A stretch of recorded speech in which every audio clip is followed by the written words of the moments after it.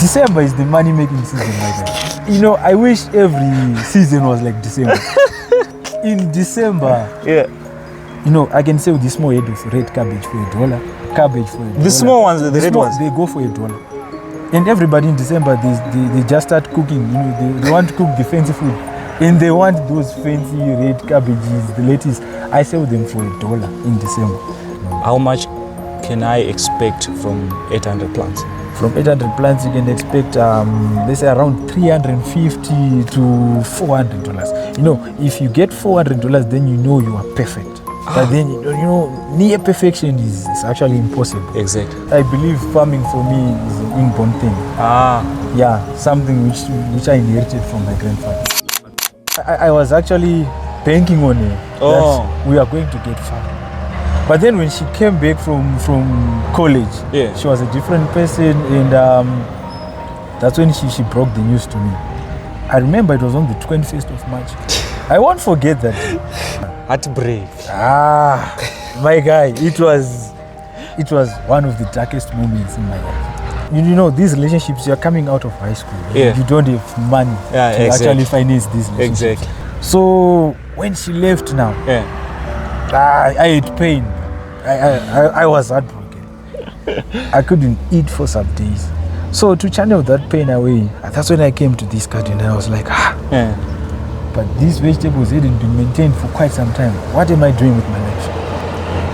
I have to do something. This cannot keep on beating me down. Exactly. I won't get far with this. I have to move on with life. So that's when I started to expand. So you see, that one bed of vegetables. I was digging every day. I was just digging. Wake up in the morning, dig. You know how it is when you have a heartbreak. Exactly. You're just doing things to get your mind occupied. So that's what I was doing each and every day. So it got to a point where the whole area was now covered with vegetables. From that side to that side, they were all vegetables. And everybody now was encouraging me, you're doing a great job. Exactly. You're doing a great job. Why were you sleeping on this? You're doing a great job. So those compliments now, they started pushing me. And I'm like, I'm actually sleeping on money. My name is Farai, and today you'll be in the mind of a small-scale farmer. You see, there's a market actually a few meters from here. And you know, large-scale farmers, they go there and they sell their products at wholesale. And it affects us as small-scale farmers because we cannot compete in terms of quantities. Exactly. So what then do you have to do? You have to reach out to the customer directly and skip the wholesale part. So if you skip the wholesale, you're probably going to sell your cabbage for $1. But then if you include the wholesale, now that's going to cost you, because you're going to sell it $1 for $2. Because now you're wholesaling the cabbage. Exactly. But then for a small scale now, people love fresh from the garden. They say we want things fresh from the garden. Exactly. So the way I interact with people, they end up buying from me. They come on their own. I just advertise cabbages for sale. You see, they just print the paper and then I say cabbages for sale.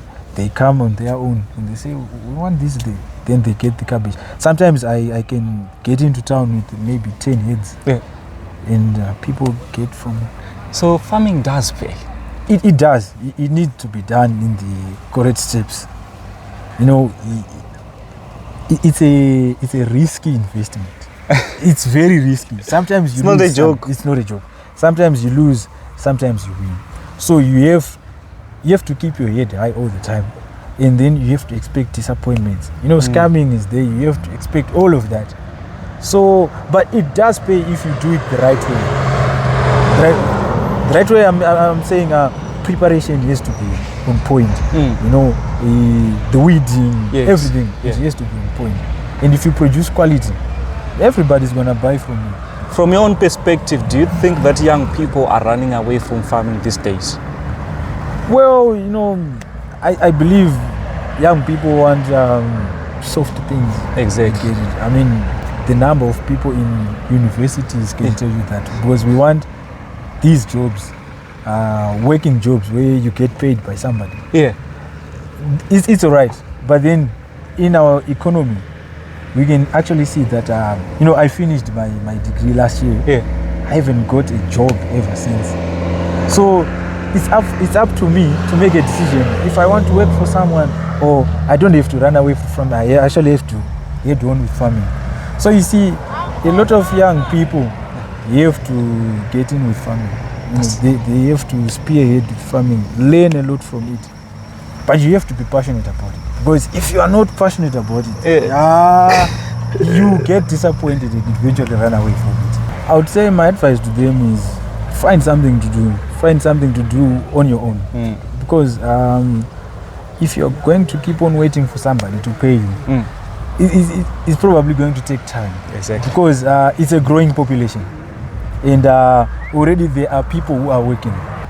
Young people have to know that you have to provide for yourself. Exactly. No one is going to come and offer you a job and say, my guy, come and work for me. That's difficult. There are probably millions of people. Imagine, use it.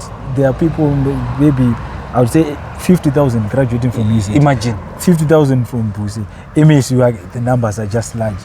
Everybody wants a job, from the government, from the private sector. Yes. So sometimes you have to think outside the box and say, let me venture into something which I'll do on my own.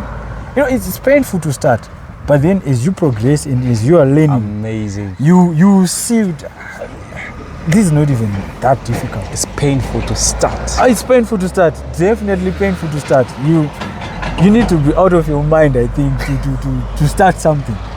Because how many farmers are there? There are many farmers. Exactly. But then I just told myself, let me just venture into it. I'll see what I can do. In your case, you're a small-scale farmer. Very small. I would say very small. Very small. You can see the land. And you're competing with farmers who are into large-scale farming. Let's talk about your project. Yeah. The place is small. Very small indeed. I want to ask a question. Like, are the returns good? I would say for a small scale, they are good returns. They're actually nice returns. Because let me give you an example. Yes. I studied forensic science at the University of Zimbabwe, majoring in physics and computer science. Yeah. So my part final, I was doing my dissertation. I had to pay for my transport money, for my transport costs. The whole year, this garden provided the money. Really? Transport. And I'm saying I needed like $4 a day to travel to use it. Yeah, exactly. So that's like $4 times 5 days, that's $20. And then there's like around 160, if I'm not wrong, for a semester. And that's amazing. The garden provided the whole year. So, besides the planting cabbages, what other plants do you plant? I do a lot of things. I plant lettuce, cabbage, this red cabbage, Ruby King red cabbage variety, potatoes. You should come around in December. I will come back. Exactly. In December, you'd see there's a portion where I'll be putting red cabbage, green cabbage, lettuce, potatoes, sometimes tomatoes here and there. Which one is better, red cabbage and this one? Well, red cabbage is better in terms of the quantity. You see, the space I have is a very small space. But then I would say right now I have 800 plants. But with red cabbage, they can go to 1,000 or 1,200. Because the size is not that big.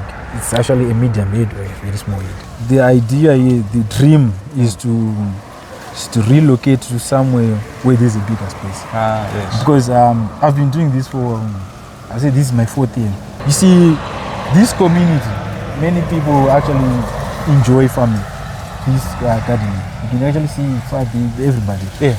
I interact. There are some people which I hire to help me. They've worked probably on bigger farms. So they tell me, no, you need to do this, you need to do this. So I think for 4 years, I think I'm ready now. I'm ready to relocate to a bigger space. So you're still learning from other people also? I do learn from other people. I didn't go to school for this. Yeah, exactly. So for me to gain a lot of experience, I need someone who's experienced better than me. So I don't go for people who own farms because usually they don't do much of the work. You see, they don't do much of the work. They just manage and pump in money, and then they bring in someone who knows how to do these things. So those are the people who I interact with. Someone can tell me I've been working at a farm for 5 years or for 10 years. Exactly. I've been working with somebody for 10 years. And I was like, are you the person who's been planting? And they say, let me show you. So then they will come and say, can you please demonstrate for me? And then they demonstrate, and then they tell me, you need to do this, you need to do this. I've been working. You see, the customer who was earlier, who came earlier on, that woman, she's the one who plants onions for me. She taught me how to do that. She's been working for farms for quite a long time. So those are the people I interact with. How long does it take for cabbage to be mature? It depends with the varieties. I've worked with many varieties. This is, for example, this is Kilimo. It takes 3 to 4 months. 3 to 4 months. Depending on the season. You know, we're actually getting into the winter season. Exactly. So, you know, the frost affects the cabbages. It affects the growth. So I would extend it to 4 months. But in a situation where like it's in the summer, where it's hot, 3 months, you'll be reaping these cabbages. So is there a plant that is not affected by the cold that you can actually plant? Yeah, there is. Tomatoes aren't affected by the cold actually. Okay. You can plant them all year round. But then you see, there are measures which are put to counter the cold. You have to wake up early in the morning and water your plants. In the evening, you have to water your plants. So we are talking about precision farming. You need cameras, CCTV, security to monitor your farm business whilst you are outside the country. I've collaborated with Heartbreak Global to make things easy for you. If you are building your house at the same time, if you want a classic touch to your house, Heartbreak Global can actually help you to decorate your house. They offer classy chandeliers. As you can see, the background, this looks nice. I'm always recommending best people to you. So expect transparency, integrity when you're working with the Heartbreak Global, and that number is on the screen. What is surprising me is that you're 24 years and you're thinking of giving an opportunity. You're thinking of going to the rural areas or even where there is huge space so that you can do farming. That's where the money is. And yet you went to university. I did. 4 years of doing forensic science, physics and computer science. I actually produced a nice dissertation, went to attachments in this company, you know, a nice company. But then at the end, I was like, I'm only 24. And then I'm working with people who started farming maybe 30 years. What if I try to do it, you know, at this age? So bit by bit, you're doing it bit by bit. Bit by bit. Start small, medium scale, and maybe a larger scale. Because you know, the reason why you need to start small is you need to monitor plants. You know, it's a problem for me to monitor a hectare of cabbages. It's a tedious task. But then to monitor 500 plants, to monitor 200 plants, I can closely monitor them. So after monitoring 200 plants, I studied their growth until I harvest them. 200 plants, they are manageable. So now the knowledge I have for 200 plants, I can now apply it to 1,000 plants. Because I know for 200 plants, I've studied them for 4 years and I've seen how they perform. So I'm just taking that knowledge and putting it to 2,000, to 4,000, 10,000. I actually document everything I do. I document it. Wow. The first day I do my weeding, I go on to my book and write, I did weeding this day, and I write private notes. This happened, this happened, this happened. So which plant pays more of all the plants that you have done and worked with? You know, the red cabbage is nice. The red cabbage is, it's a small plant and people get it for $1. They know the price is $2. Doing $1 for $2 is actually favors, but they know it goes for $1. There are also herbs. Herbs pay a lot. You know, the parsley, the basil, the peppermint, they pay a lot. They actually pay. I should be doing those on this small scale. Let's talk about the challenges that you are facing as a small scale farmer. Well, you see, as a small scale farmer, there are quite a lot of challenges. In as much as there are benefits to it, there are also quite challenges. You see, in small scale farming means you're producing little number. The numbers are very small. And you're competing with somebody who is a large scale farmer. Exactly. So the large scale farmers tend to sell their products at very low prices. And it affects us as farmers, as small scale farmers. I cannot sell these cabbages $1 for food. That's a loss for me. But then for somebody who has 20,000 cabbages, $4 for 4 is a fair price. Exactly. $4 for 3 is a fair price. I'm actually want to sell this for $1. That's what I'm hitting. That's the jackpot right there. So, these large scale farmers, when they come and they sell their products at $4 for 4, we know we are going straight to the bottom now. So is there a way to tackle that? There is no way. You have to form relationships with people. Oh. You see, there are small scale farmers. Yeah. There are small scale outlets in towns. You see, there are people who provide hot dog beggars for $1. Exactly. There are small scale retail shops like those. They cannot take large quantities. Exactly. So you have to move around in town. You have to move around. There's a point I was moving around in town. I went to Alpha Beg and Kings. Yeah. I went to many small outlets. So you try by all means. You try by all means to find a market. Wow. So those guys actually they understand. They know they're taking less quantities. So they know they can pay $1 for 2. So they deal with small scale farmers. Small scale farmers, you have to deal with small scale outlets. Amazing. I cannot be competing with somebody providing KFC with 10,000 lettuces. That's not what I'm aiming for. I'm going to look for someone who takes 20 heads per day. I can provide that. Because I can produce maybe 800 lettuces at one time. So I can actually provide him with $1 for 2 heads. So you have to look for those small scale people. So it seems like this kind of farming, it's not capital intensive at all. It's not even capital intensive. If I tell you the money I used to get these cabbages. But the returns are good. The returns are good.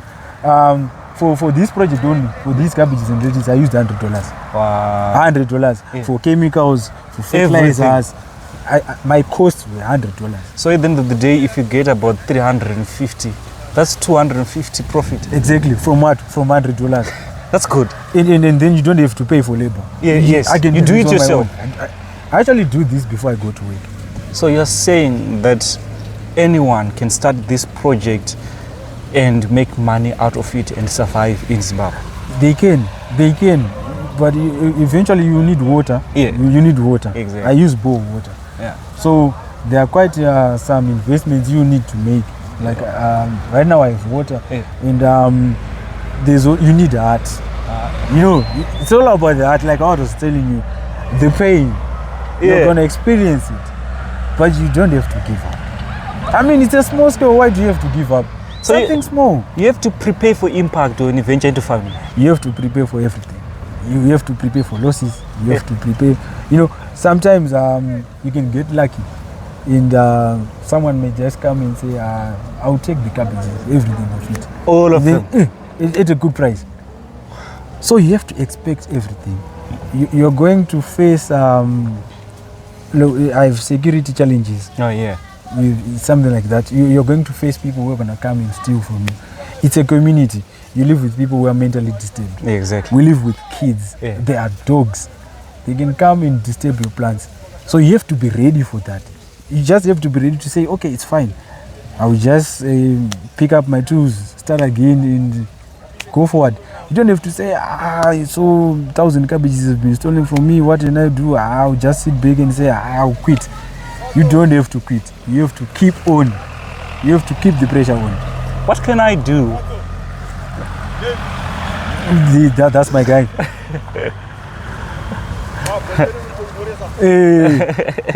This guy I've worked You're with popular. I can say that because I interact with many people. Everyone is special. Thank you. Everyone is special. Someone might come through and say, but the way you're doing your things, I think you should do it this way.